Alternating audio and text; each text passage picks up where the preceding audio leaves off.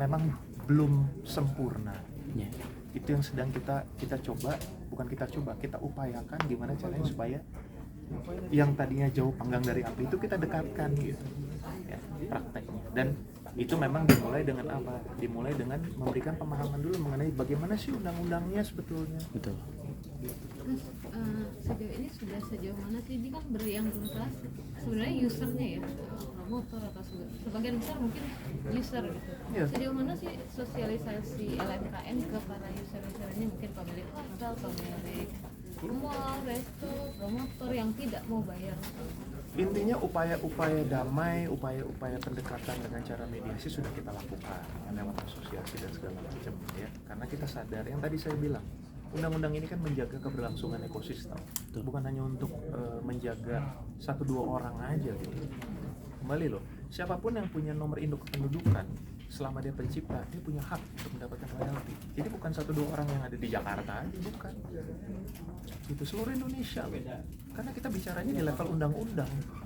Jadi sekali lagi kalau mau misalnya melakukan sesuatu perubahan terhadap undang-undang, silakan.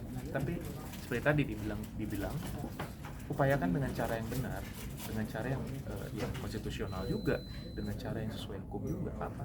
Ya ubah undang-undangnya, upayakan ke Mahkamah Konstitusi. Karena kalau cuma teriak-teriak di luar, kita yang terjadi adalah kita cuma pelanggar hukum aja. Mau konsep kita sebaik apapun, kalau undang-undangnya bukan begitu ya, sorry. Gitu. Nah upaya itu ya kita lakukan dengan segala macam cara supaya tetap menjaga keberlangsungan ekosistem. Karena kita sadar semuanya dilindungi kan, tadi semua udah jelas. Pencipta dilindungi, produser dilindungi, pelaku pertunjukan dilindungi, bahkan pengguna pun dilindungi. Siapapun boleh menggunakan asal membayar royalti. Nah, haknya pencipta, haknya pelaku pertunjukan, haknya pencipta terutama di pasal 9 itu kan dibatasi di 87 ayat 1. Bukan dibatasinya adalah hanya mengenai cara perolehannya gitu. Cara perolehannya lewat mana? Kalau mau memperoleh royalti untuk performing rights di 87 ayat 1, mendaftarkanlah diri ke LMK. Karena lewat situ mekanismenya bisa. Kenapa harus lewat LMK sih? Kenapa nggak direct licensing? Ya itu aturannya. Dari mana aturan itu? Konvensi internasional, konvensi Bern, WPPT, WCT, TRIPS, itu konvensi-konvensi internasional semua yang kita ratifikasi di dalam undang-undang ini gitu. Ya, dengan tetap melihat apa kondisi yang ada di lokal. Kembali lagi, direct licensing mungkin cocok di negara-negara tertentu yang sudah established. Negaranya kecil misalnya, cuman beberapa singer-songwriter menyanyikan lagu sendiri, mungkin akan lebih mudah. Tapi kalau kayak gini kan sulit. Iya, konser misalnya, ya nggak ada. Pokoknya apapun performing rights yang ada hubungannya dengan pemanfaatan secara komersial dari ciptaan, apapun itu, kita buatkan tarif yang sama, semua dikolek melalui LMK, udah. Itu aja aturan mainnya. Gitu. Jadi jangan salah ya, jangan sampai salah. Jadi kalau misalnya ada 1-2 orang pencipta yang kemudian memberikan istilahnya, kalau saya menyebutnya sebagai uang kadedeh gitu ya, uang kebijaksanaan, bukan royalti. Itu kebijaksanaan saya aja. Dari penyanyinya memberikan sebagian hartanya kepada pencipta, atau pencipta memberikan sebagian hartanya pada siapa misalnya, terserah. Saya juga bisa memberikan itu kepada arranger misalnya, gitu. Atau saya bisa memberikan itu kepada sound engineer saya misalnya, bisa, siapa aja. Tapi itu bukan royalti seperti yang kita obrolin sekarang. Hanya goodwill ya? Iya, itu harus mekanisme berpikir itu harus kita tanamkan dari sekarang. Karena kalau cuma hanya mengedepankan ego, ya siapa yang paling benar, siapa yang paling ini, ya nggak akan pernah selesai.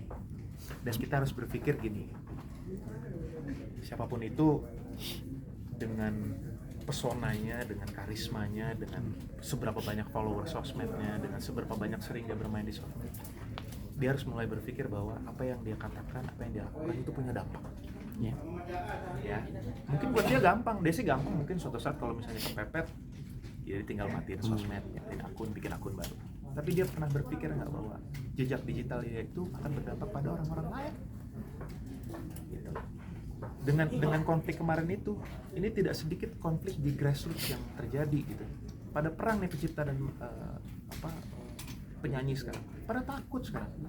Semuanya kalau ada masalah di band sekarang, ada yang keluar satu, wah ribut, saling larang-larang, padahal gampang sebetulnya.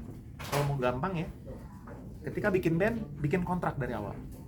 Ini gratis nih, ini harusnya bayar nih. Ini profesional yang ngomong. Bikin kontrak, satu persatu bikin kontrak. Gitu. Ayo, jadi nanti kalau misalnya ada yang keluar, jelas bagiannya. Siapa yang bikin lagu dapat berapa persen, ya kan? Gitu. Masuk fee-nya, bikin kontrak manajemen, bikin kontrak antar personil, gitu.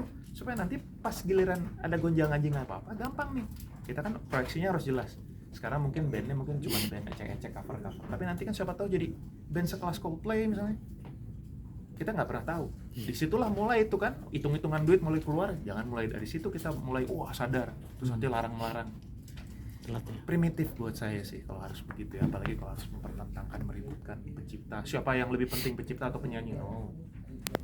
Janganlah, udahlah kayak anak kecil gitu. Kalau menurut saya begitu. Mas Marcel, masalah pengolekan belum selesai, ada masalah baru lagi di mana pajak 40% Iya, hiburan. Ini aja apa yang normal aja koreknya agak